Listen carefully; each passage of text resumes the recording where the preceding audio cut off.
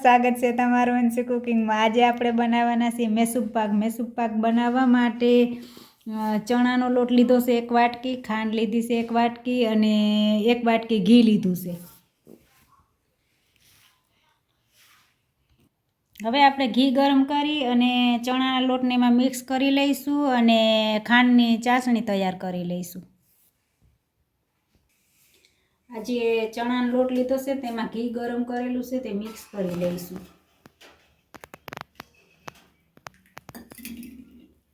અને અડધી વાટકી જેટલું ઘી એમને રાખશું। હવે આપણે આજે ઘી ગરમ કર્યું હતું તેમાં ચણાનો લોટને મિક્સ કરી લીધું અને અડધી વાટકી પછી ઉપરથી નાખવા માટે રાખ્યું છે।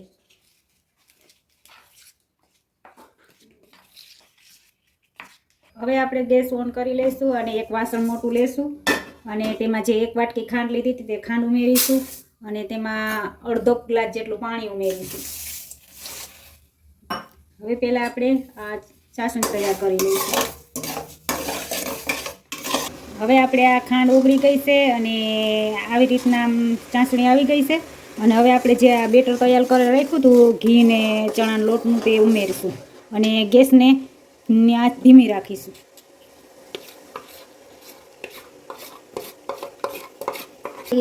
1 થી 2 તારની ચાસણી લેવાની ના હોય અને જેમ ખાંડ ઓગળી જાય એવી ચાસણી રાખવાની, કેમ કે આમાં આપણે મોહનથાળ બનાવી તેની જેમ લોટ શેકેલો ના હોય એટલે આમાં જ ફેરો શેકવાનો હોય એટલે આપણે ચાસણી બહુ 1-2 તારની ન લેવાની હોય। ખાંડ ઓગળી જાય એટલે હાલે, પછી એમાં ફેરવતું જવાનું આવી રીતના। લોટ ચોટે નહીં તેનું ધ્યાન રાખવાનું અને ગેસની આંચ ધીમી રાખવાની। અને આવી રીતના ફેરવતું જવાનું એટલે આવી રીતે તળિયે દાજ ન લાગે અને ચોટે નહીં અને ગેસની આંચ ધીમે રાખવાની અને આવી રીતના ફેરવે રાખવાની। હવે આપણે જે અડધી વાટકી જેટલું ઘી રાખ્યું હતું એમાં ગરમ કરીને તે ઉમેરી દઈશું।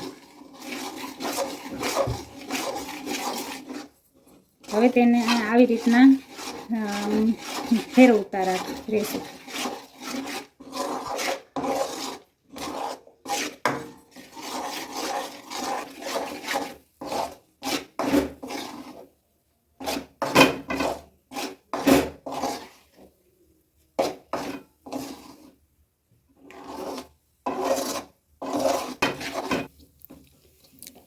હવે આપણે આ એકદમ કુરકુરો થઈ ગયો છે છૂટો અને આમાંથી આ મેસૂબ પાક તૈયાર થઈ જાય પછી તેમાંથી એકદમ ઘી છૂટું પડી જાય છે અને આ એકદમ જો કુરકુરો થઈ ગયો છે, તમે જોઈ શકો છો આવી રીતના।